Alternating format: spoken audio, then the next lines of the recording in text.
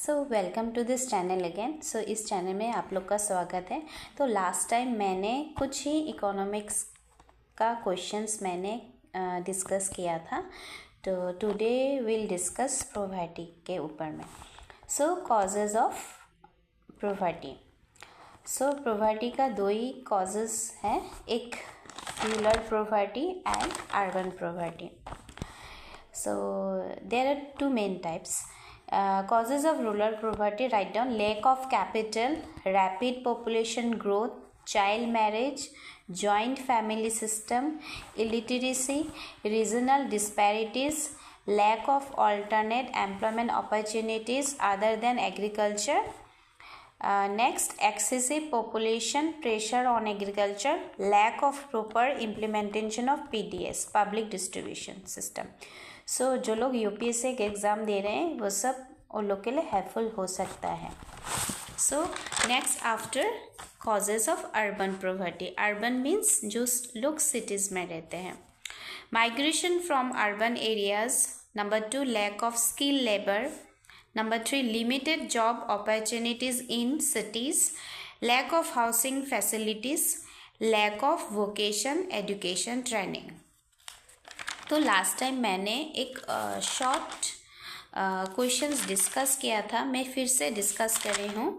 What is cyclical unemployment? It is also known as Keynesian unemployment. This type of unemployment is due to the recession in the economy. तो cyclical unemployment को Keynesian unemployment भी बोला जाता है। तो ये जो अनएम्प्लॉयमेंट है is due to the recession in the economy, means economy में माने रोजगार में माने कमी हो जाना, कम होना।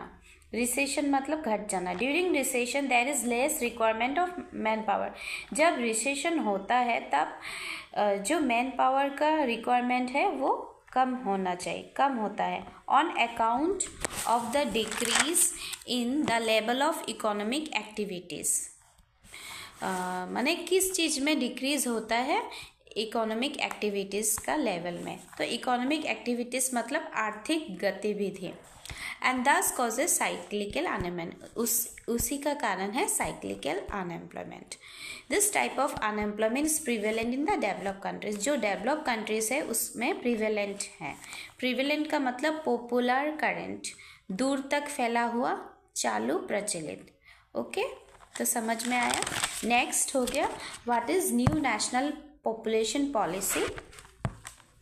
The new national population policy provides a framework to meet the reproductive and child health needs of the people for the next 10 years. यहाँ पे फ्रेमवर्क का क्या बताया गया है? इसका मीनिंग है स्ट्रक्चर, कंस्ट्रक्शन, फॉर्मेशन, बनावट। तो मैं इसको थोड़ा हिंदी में बता दे रही हूँ। एनपीपी। तो एनपीपी 2000 में क्या बताया गया? राष्ट्रीय जनसंख्या नीति अगले 10 वर्षों के लिए लोगों की प्रजनन और बाल स्वास्थ्य आवश्यकता को पूरा करने के लिए एक व्यापक रूपरेखा प्रदान करते हैं। ओके, आप लोग को समझ आया। नेक्स्ट आप नोट डाउन कीजिए, तेंदुलकर कमेटी रिपोर्ट। ये एक रिपोर्ट है जिसका नाम है तेंदुलकर कमेटी रिपोर्ट। इससे भी क्वेश्चन आ सकता है। According to this report, 41.8% population in rural areas and 25.7% population in urban areas was living below poverty line. तो इस रिपोर्ट के अनुसार जो रूरल एरियाज में रहते हैं उसका पॉपुलेशन का कितना परसेंटेज है? 41.8%। और अर्बन एरियाज का पॉपुलेशन है 25.7% was living below poverty line। तो ये poverty लाइन के नीचे में है।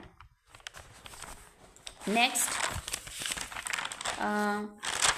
क्वेश्चन आ सकता है, what is called poverty? Okay, poverty is a social phenomenon where few section of society is unable to fulfill even basic necessities of life. Means poverty एक social phenomena है जहाँ पे very few section of society, कुछ कम ही society के लोग unable रहते हैं फुलफिल करने के लिए अपनों का डेली लाइफ को, माने बेसिक थिंग्स को यूज़ करने के लिए, डेली लाइफ का जो बेसिक थिंग्स है। So thank you and watch more this channel again.